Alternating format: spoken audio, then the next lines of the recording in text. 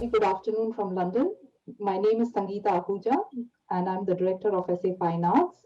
And I warmly welcome each one of you who have joined us today, and even those who are going to join us later on for this very special event.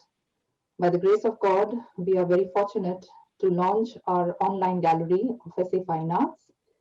SA Fine Arts is very privileged, indeed honored, to have our first exhibition, a solo show with artist Seema Kohli. Seema Kohli is one of the finest artists of contemporary Indian art, and her beautiful paintings, sculptures are adorning many private collections, private institutions, and prominent public places. I would like to thank Seema for having her first online London show with SA Fine Arts. I would now like to welcome my colleague, Nicholas Martineau, who will be the compere for today's event. Thank you very much. Hello, hello, Sangeeta. How are you? I'm good, Nicholas. Thank you. Thank you for joining us. And congratulations on this fantastic, what is a fantastic inaugural show for SA Fine Arts online. Thank you. It's really exciting. And I'd like to say good afternoon to all of you out there in cyberspace in the UK. And of course, good evening to all of you joining us live from India. It's really fantastic to have you with us. We have an exciting program of events for you. It's a great honor for me to be with you and acting in a way, I suppose, as your compere for today's event. My name is Nicholas Martineau. I have worked in the art world for around about 30 years, so I'm a relative newcomer to the genre. Sangeeta has asked me to help with today's event. I've helped and worked with her on numerous occasions in the past, and it's always been great fun. And I know this one's going to be great fun too. So just to give you a little bit of an infill, I suppose, about SA Fine Arts, we're very, very proud to be the first people to present online in this live exhibition, Seema Kohli. Seema Kohli, of course, needs no introduction to any of you, but it's really fantastic that she has decided and agreed to give this exhibition in conjunction with SA Fine Arts. The exhibition is entitled Tatum Asi, You Exist in Everything and the Universe Exists in You. And I think in this day and age that we live in a very troubled world in many ways, that gives us some interesting sort of introspective thought to think about. I think it's a rather fitting title for the exhibition in the world that we live in today. Just also to give you a little bit more context in the SA Fine Arts, SA Fine Arts was really set up to promote artists from India and the Indian subcontinent to a European audience. And for me, this is really interesting because I've spent a lot of my career promoting Western artists, traveling to India, and then presenting India through a European viewpoint. And here we have Indian artists actually projecting their works directly to a European audience. So it's really nice that we've got Indian artists showing to a European audience, and that's what SA Fine Arts do so well. They also work very much with charitable organizations with a view to using art to create a sort of positive impact on people's lives. So it's a kind of an art therapy, and frankly, probably something that we all really need lots more of is art therapy. Now that's really SA Fine Arts. What I want to talk about now is really the main event, the wonderful Seema Kohli, who, as I said before, doesn't really need an introduction, but for those of you who do need an introduction, she's a Delhi-based artist and trained for 10 years under the eminent painter Rami. Seema, if I may call her that, is something of a polymath. I mean, she's an absolutely extraordinary artist. I have been getting to know her works for the last month or so, and she is extraordinary. You know, unlike a lot of artists who really just work in one or two mediums, Seema Kohli works across a whole spectrum of disciplines, which is very unusual. She does it to the highest possible standard you can imagine. I mean, she's working in painting, she's drawing, she's working in sculpture, she's printmaking, she's doing photography, She's doing a certain amount of video work and performance art as well. So this is she's still alive. She's with us and she's creating more and more stuff. So that's really exciting. Her work is unequivocally Indian, and she draws upon a vast historical, religious, and spiritual tapestry that makes up both old and new India, which is fascinating. And her work really teems with everyday life, the noise, the dust, the heat, the smell, the sweat, the voices, the music that are the streets of India, which is really exciting, very exciting, very engaging work.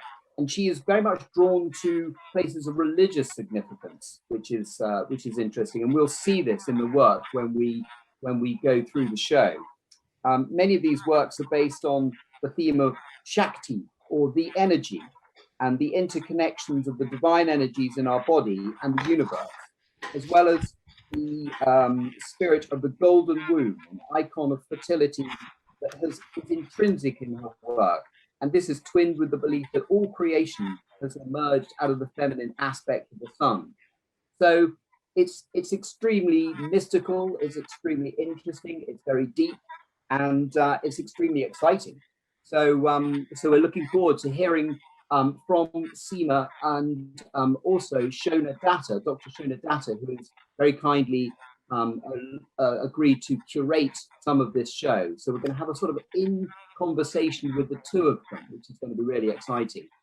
Later on, after we've been through the virtual gallery guide or the gallery tour of the works, we are then going to have a wonderful musical rendition, recital by Pandit Vivek Sonar, and he's going to be accompanied by Ustad Fazal Qureshi.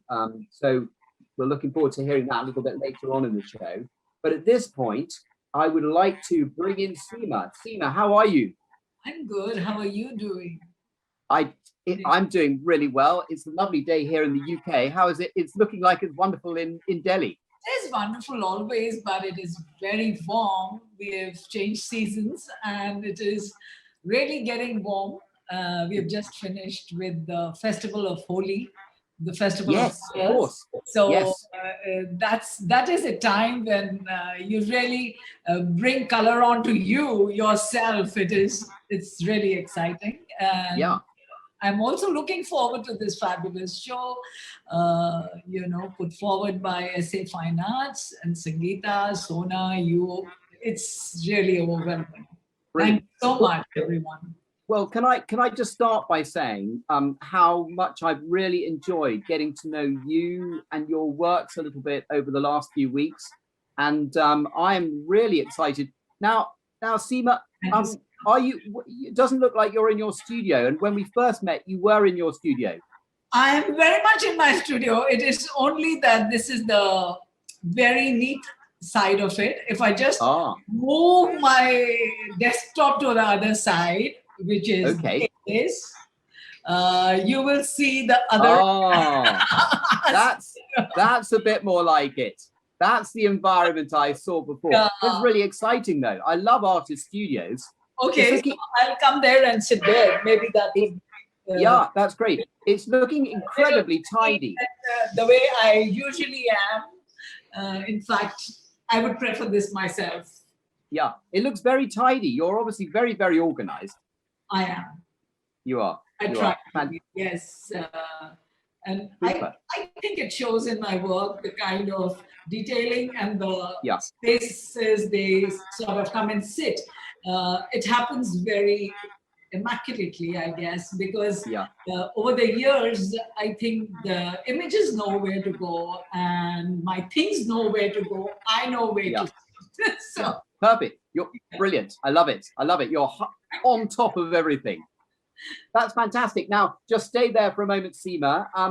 We are also very, very privileged, and of course you know this, Seema, but we're very, very privileged that Dr. Sona Datta, who is an eminent art historian, she's a renowned art historian, especially in the world of South Asian art.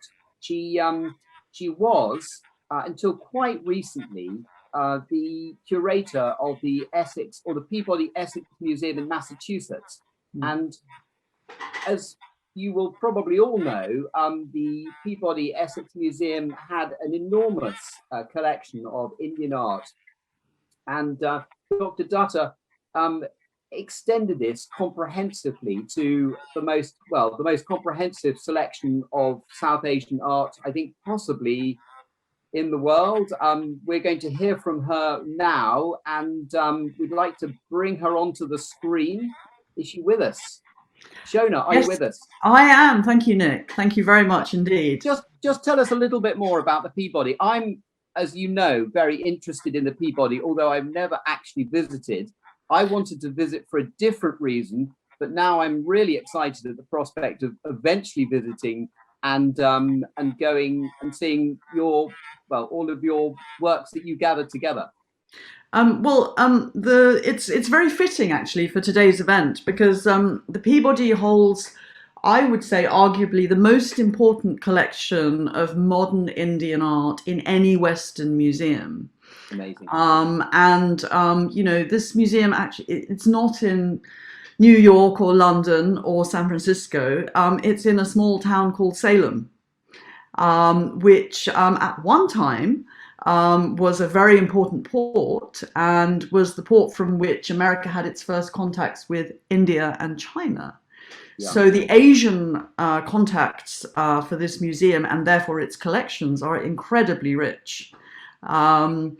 It was very, very, very exciting place to work, and holds an incredible responsibility for bringing the arts of South Asia, whatever they may be, through the modern and contemporary period, to a Western audience, which is, in a sense, is what we're trying to do here today.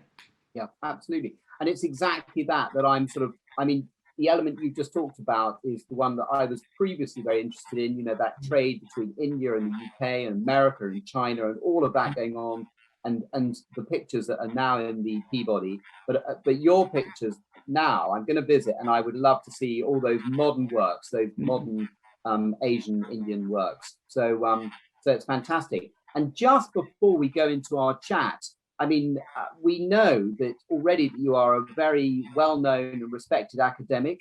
You're a published author, but what I didn't know until quite recently was that you are also, or you have also written and presented the documentary for the BBC, Treasures of the Indus.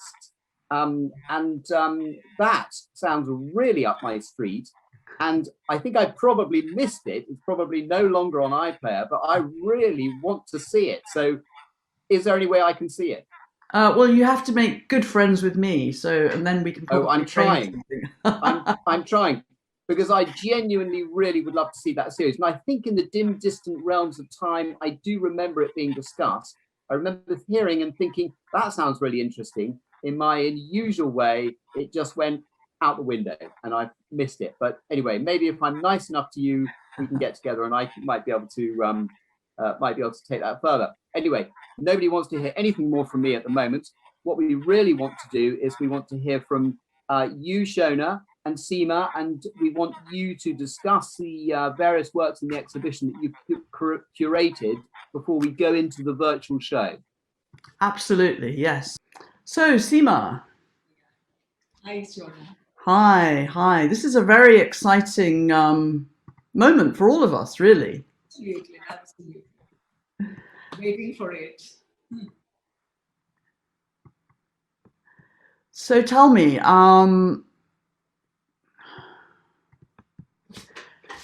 this is your first London show?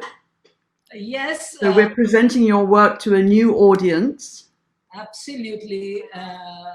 I'm sure a lot of people are familiar with my works, but this is a full body show for the first time, and I think it was amazing that SA Fine Arts wanted it all. It was not only the paintings or drawings, but they wanted the sculptures and my works in other mediums like etchings and all that. So it is really like an introduction to a complete Seema Kohli body of works. And so tell me, your work seems to be concerned with energy. Could you tell me a little bit about that? Let's kick off with energy. energy. So, the fact that I consider energy to be feminine, that is the gist of my work. I am not only talking about energy as just a form in itself, but the aspect of feminine which sort of moves that energy, because energy is all movement. And I have been working, I've been intrigued by energy right from my childhood. I could say I always knew there was something very intriguing about this whole aspect of feminine. And later, as I tried to work upon it, and I stumbled upon the concept of Hiranyagarbha, which is the golden womb, that everything emerges out of golden womb. And that womb, according to Yajurveda, is the sun. And I always thought of sun as a complete, not as a feminine form at all, till the time I started to venture and read about it more. And I realized that they were talking about the feminine aspect of that form which we call sun, that aspect which is constantly procreating, which is the womb. So anything which has a womb, I'm sure it is the feminine aspect that we are talking about. And that's how I became more and more intrigued. Anything which was being created out of that womb, it was being positively recycled, recreated. There was nothing as death. And it was just constantly moving. And you see, anything, whether it is alive or we call it dead, nothing is dead. Absolutely. And I mean, let's look at this work that's on the screen now. This wonderful work, Come Play With Me, which really in many ways sums up for me the essence of your practice, because it's dynamic. And we have this incredibly powerful female form of Durga slaying the buffalo demon. And all around her, she is surrounded by this energy of Shakti, right? Yes, and that is the aspect of yogini, which I stumbled upon later, that that form which carries forward the conduits of that main Shakti, or the conduits of energy, are the yoginis, and they become so fascinating because every form which I see, look around, is bursting forward. It is just it is so much is happening, and that's what I think I'd like to bring about, and that's why they become so detailed. And I wanted to just take a moment to explain to perhaps some of our viewers who are not in India that when we use words like yogini and shakti, this your work is not to be it's about the feminine principle. It's not to be confused with feminism, which was a moment in the 20th century. This is something much more universal. And what I love about it is really it's about the universal principle in all of us, right? Absolutely. It breaks all gender barriers, because when we are talking about feminism, it is totally different. It is contained only, that's how I understand, in one gender. But here it is crossing all the feminine which resides in us, which is the creative power of all of us, which is breaking all gender format, which is breaking all formats of form. It could be an animal, it could be a tree, it could be a human, anything. And so that leads me nicely to this next work of yours. We can see a detail of it here, the video piece Ouroboros, which I love because it really kind of delves into your the playful nature. You're dealing with something, you're addressing something which is really quite profound, but you do it in such a playful way. And the thing I love about this work is here is Seema Kohli in many different guises. So tell me what it was about dressing up and taking on the personae of so many different characters. What did that mean to you? So there is a concept of 84 lakh yoni. Yoni is the space of birth, and 84 million lives that we are supposed to take before we reach the final liberation. And I was also, intrigued by the concept of Ouroboros, the snake, constantly changing its outer skin. And I wanted to recreate it as 84 forms. I never realized what all could go into it, because I was just seeing myself as an artist, probably creating 84 forms, but I never brought in the theatrical aspect of it, the aspect of actually dressing myself. I had a very wonderful makeup artist from Sri Lanka, who is a very dear friend, Dilki Pereira, and she flew down to Delhi, and we thought, okay, 15 days and we are going to do 84 forms, 4 or 5 forms in a day or 10 forms in a day. And, I roped in a lot of art photographers, including my children. And there I was, after 4 or 5 days. Emotionally drained, I bet. I was drained because you are thinking constantly, and this too shall pass. This too shall pass. I'm just a form which is constantly shifting and changing. And it took a lot of toll on me. And I think after 10th or 12th day, I was down with fever. It was too cold in Delhi. I had not thought about all these aspects, and we had to stop finally. It was getting a bit too much. And over the years, I think I was only able to take about 48 different forms. And over the years, I did the rest of the forms too. And that shows that how, in a sense, involved, I mean, every artist is involved in their work, of course, but you, to the extent where you, as we see here, you place yourself within the landscape of your work. And I wanted to use this work to really ask you about, my experience as someone who's of Indian origin, but who's grown up in London, going to India or any place in South Asia, you're sort of falling over history at every street corner. And history and historical sites and sites of religious significance seem to be a really important source for you.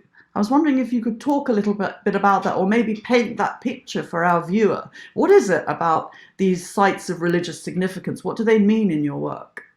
They mean energy only, actually. If I go to these historical sites, or maybe I'm going to Varanasi, Banaras, on the ghats of Banaras, I'm not going to the actual ghats, the Asi Ghat, which is the main ghats, but I'm going to the opposite side, which is supposed to be inauspicious.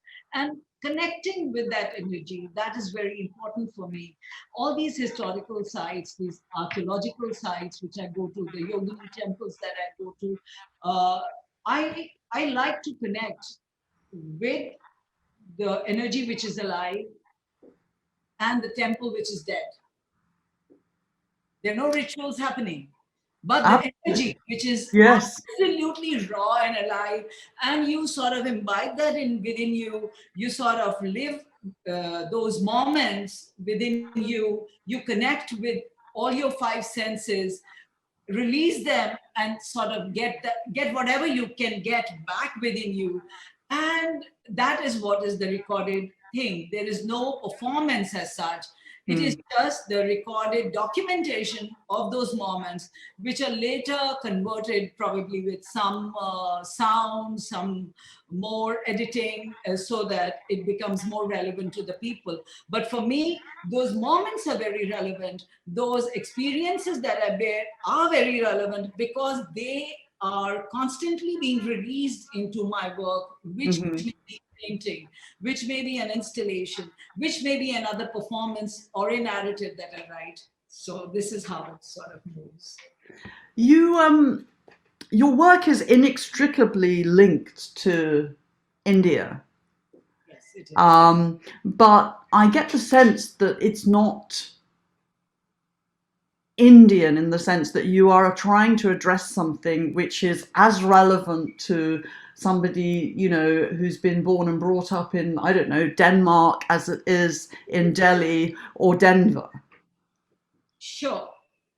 Because, you know, in the world that we are living, or probably in the world that I was born in, it was a lot about understanding whatever is happening around us.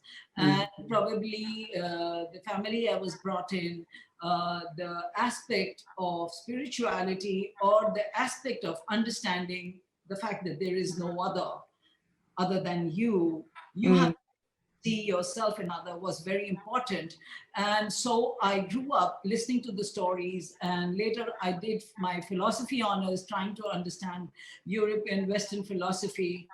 And even much later, my perspective has been always to understand the oral narratives, which sort of influenced my work. I love to hear stories and say their stories back in my own language, which is art in whichever medium.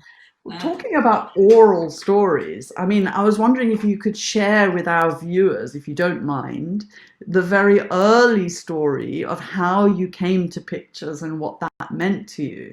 Do you think, would you feel able to talk about that? Because, you mean to say the story about Durga? There are so many stories in. No, the story of how you didn't speak and how you came to pictures.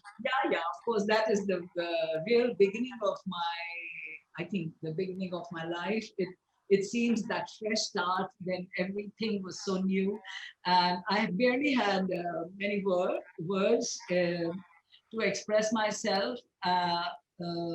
And there must have been some reasons which I will not be able to talk about just now, but I had very few words and I was non-communicative. And my father, who was extremely sensitive to this and to understand what was going through me, took me to a psychoanalyst and tried to understand what was wrong. And he told my father to give a lot of color and paper as much as I want. And probably that would sort this out. And if it doesn't sort that out, then I would need some other kind of treatment or a medication. And it worked. So you knew then that was that I knew that your mode of communication was pictures, was knew images. this was something which was giving me everything. It was giving me my language. It was giving me my identity. It was giving me something which was relating me to the other, you know, and I was able to create my own stories, and in return, I was getting their stories, which was as precious as mine. A very good exchange. A very good exchange. So this goes back 57 years. Wonderful. So I just wanted to show our viewers this incredible work, very large work of yours, Mahavira, which of course was exhibited at the Kochi Biennale and in Venice. So it's had some international outings, this work. But for me, it really sums up iconographically and spiritually what you're trying to do, but also the fact that you are a master linesman for me. You know, your work is about line. It's about a very restless line. And so perhaps you could talk to us a little bit about what inspired this work. Yeah. First, I must say, Sona, that I really love the title that you gave, Restless Line, because it is really restless. Regarding this work, it was a commissioned work. Actually, it was a canvas which was 30 feet, which I did. It was inspired by that, and it had to be about Mahavira and the person who had told me about. But for me, even when I was doing Mahavira, his mother was the energy, was the source through which he came, or the path through which he came. And here I'm talking about the different dreams that she had. But the more I'm not going into the mythological or the storyline of it. What was the main thing while I was doing this etching was it was not so difficult carving it out on a zinc plate, but to take a print of it, a single bed print of about 12 feet by 4 feet. This is the size of this etching. I don't think I would ever dare to do anything this large on a single bed etching. Every time we were rolling, and the ink had to be spread. It was, I don't even remember how many roughs we had to take of this because we could finally come out with only one single bed etching. Wow. We not been able to do another one because it was really, really exhausting. I've created almost 6 different shades of sepia in this, which was exhausting now to think of it, but at that time it was like something had possessed, and it was a beautiful experience, which I think I would remember for all my life. Yes, that's wonderful, absolutely wonderful. Now, this is one of my favorite works actually, because again, it's incredibly playful, and it's a kind of, this work hovers obviously between painting and sculpture and printmaking. Can you talk a little bit about, given that your line is so important to you, what role has sculpture, where is sculpture within your larger project? See, sculpture is actually something which is coming out of those images who are demanding to be moved into another dimension. I don't think I have much role to play as far as I can't say that, oh, I dabble or I work in different mediums. It is that line, that shape, that form, which sort of, while talking to me, because each form that I create does have a life of its own. It has its own way where it has to go and express whatever it wants to in whichever color. And once that line is done on the canvas, while my communication with that form, if it wants to move on to another dimension, I move it on. And this was actually the tongue of Kali, the Kali which you showed earlier. I wanted to do actually only the tongue with the lolling with the golden hoop on it. And when I sort of made the maquette of the small tongue, this came out. हजारों ख्वाहिशें ऐसी कि हर ख्वाहिश पे दम निकली, that there are millions and millions of desires, and each desire is so precious that it breaks my heart, and we are a product of that desire. And this is what I wanted to express. And the dance, I think the dance of Kali, the dance or the khel, which I say of Kali, that sort of the rhythm and the beat you can hear everywhere, where if you just sit down, you can hear the pulse of nature around you. And this is what I wanted to express. The joy absolutely. And I think it's perhaps useful here to point out that, of course, in the Hindu tradition, it's the goddesses that have power. Yes. And it's the gods that have knowledge, but they remain inert unless they are activated in a way by the feminine principle. And I suppose this is what you're celebrating, right? Yes, this is what I am celebrating, and this is what I feel, because a collaboration of yin and yang, of male and female, is what the universe is all about. And that's what I celebrate in my work. That's what I talk about in my work. That's what is all my work about, actually. Well, that's wonderful, Seema. Thank you so much. It's been such a privilege, and clearly we have much, much more to talk about. But I hope this has given our new audiences a little bit of a glimpse into the really deep world of Thank you Seema so much, Kohli. for your questions, because they really are so amazing. I feel very happy touching those aspects about my work, whichever. Wonderful. So, shall I hand back to Nick now? Thank you very much. Can you see me? I hope you can see me. We can. I feel as soon as I open my mouth, having listened to the two of you talking, I really bring the whole tone of this event down. But anyway, that was a really fascinating dialogue between the two of you.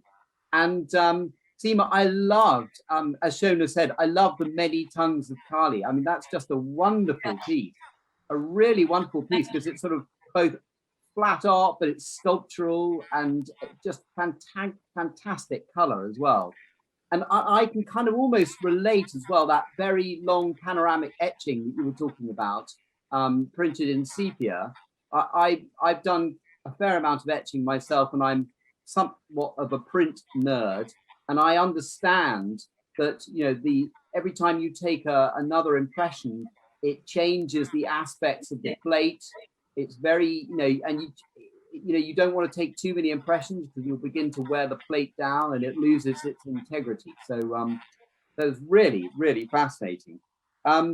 We are now going to see the online live preview round the gallery. I think we're ready to do that now. And so please, if we could roll the online virtual gallery view now, that would be wonderful.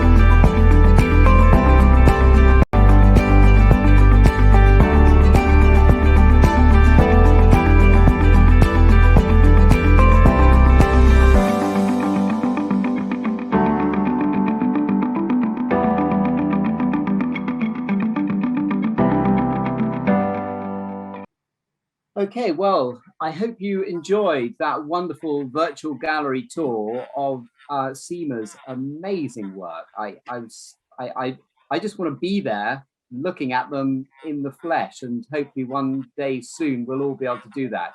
As I said before, I mean, she's an incredibly talented artist, and it was really fascinating hearing Shona and Seema discussing so frankly the energy that Seema puts into her work. And I thought Shona's interview was very enlightening, very incisive questions, and really just generally very interesting.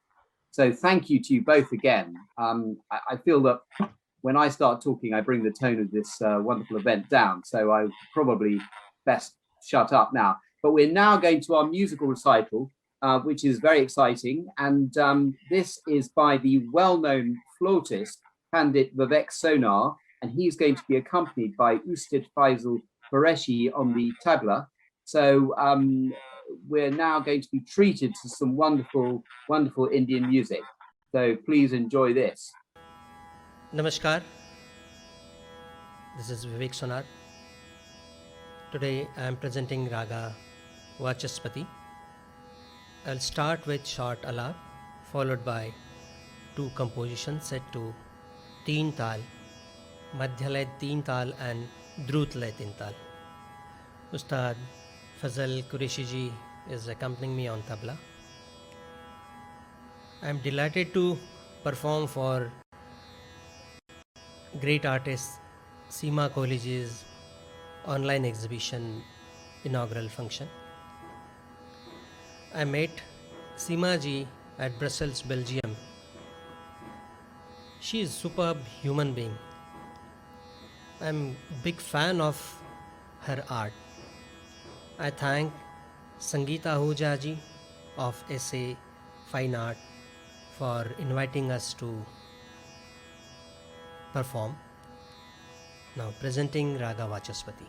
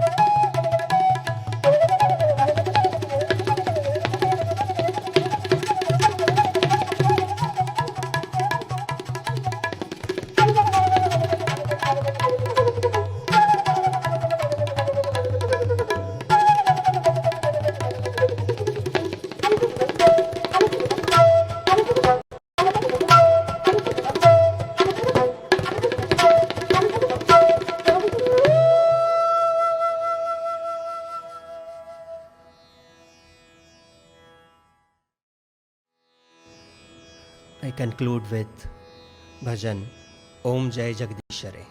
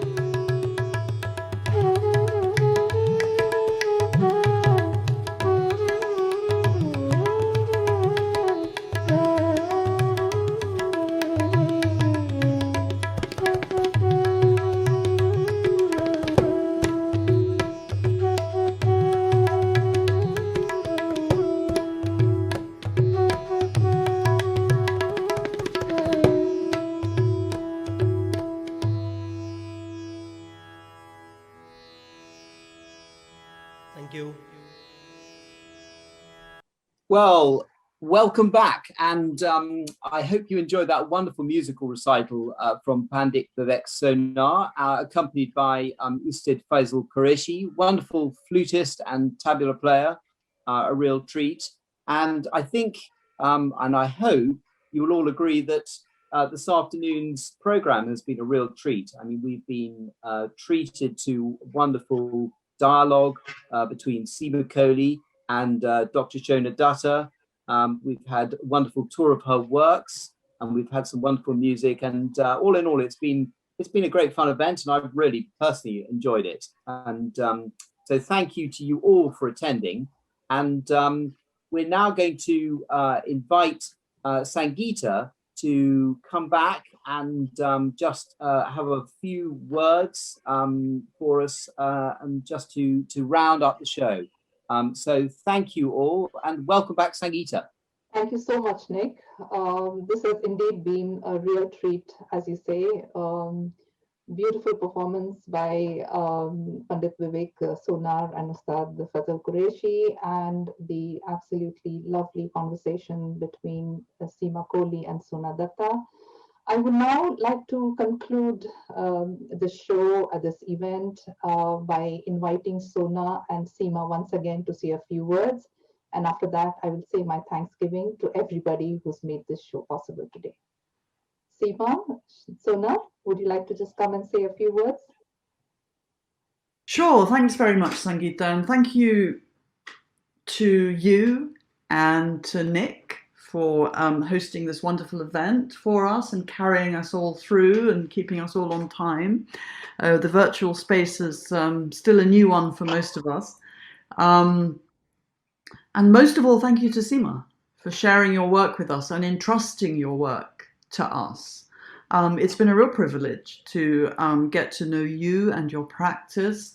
And for me, in many ways, you're really quite an unusual contemporary artist. I work with many artists across South Asia and elsewhere. And I think that your engagement with the land that birthed you, with its history, its spirituality, and using that to address something really bigger that connects to us all, is really quite unusual, I think, in contemporary art practice today. And I think it's brave. And I would like to celebrate you and congratulate you for that. And I hope that today's event has given our viewers, you know, a little taste of where they can go with your work. So, Seema, thank you. So much, Sona. I must say this, that the biggest, I have very few words. I'm so overwhelmed. For an artist is to be understood. You know, as far as I think, it is a very secret language between art, is a very secret language between an artist and the canvas. You know, there is a dialogue. And if someone understands it and takes it to another space and makes it their own, like how you expressed it, I think it is wonderful. I have to thank you. I have to thank Sangeeta, SA Fine Arts, to have understood what I was doing. And then maybe, I don't know, but the larger picture, but the story and the, because it's all stories, it's all narratives, it is all about communications. I'm so glad to be here in this space. Thank you so much, Nick, Sona, Sangeeta. Thank you so much all for bringing this all together. Thank you. Thank you so. Thank you, Sona, and thank you, Seema. And thank you, Nick. I am now just going to conclude this whole event, beautifully done, and give my thanksgiving to everybody who has made this possible for us today.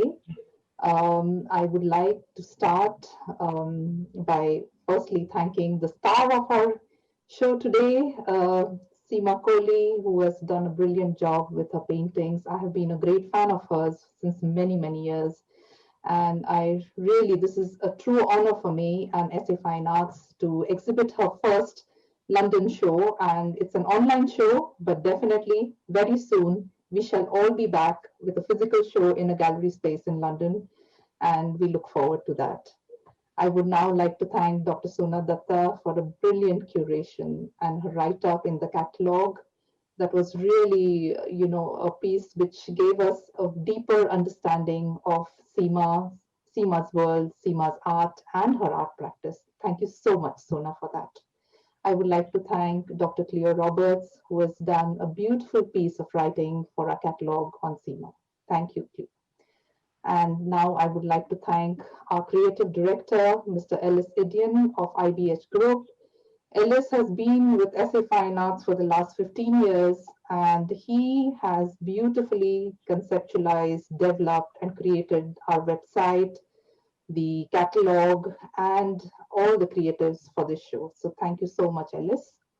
I would now like to thank the youngest member of our team, Mr. Manpreet Singh Saluja, and Outright Creators and his entire team, who has worked tirelessly to bring this show live today for us.